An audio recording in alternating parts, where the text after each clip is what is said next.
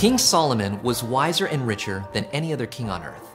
He loved God and God blessed him, but Solomon wanted more. He had many wives from different nations, and before long, Solomon's wives were able to turn him away from God. Solomon began to worship the false gods that his wives worshipped. He built altars on a hill near Jerusalem to worship idols. Then, the people in Israel began to worship the false gods too. When this happened, God was angry. God said to Solomon, "Since you have done this, I will take the kingdom away from you and give it to your servant. You will be king the rest of your life, but when your son becomes king, he will lose everything except for one tribe." And that is exactly what happened. Solomon had a servant named Jeroboam. One day, a prophet named Ahijah met Jeroboam as he was coming down the road.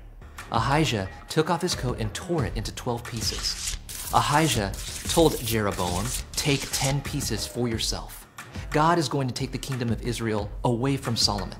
He will let Solomon and his family keep a small part, but you will get the bigger part, 10 tribes."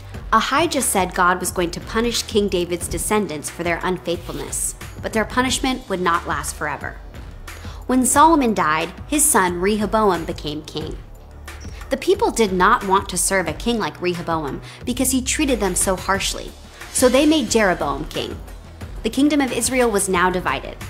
Jeroboam ruled over the northern kingdom of Israel. Solomon's son only ruled over the southern kingdom of Judah. King Solomon's sin led to the division of the kingdom.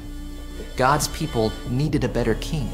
Through David's family, God would send his own son, Jesus, to be a perfect king over God's people forever. Jesus is greater than Solomon. Jesus brings his people together and leads them back to God.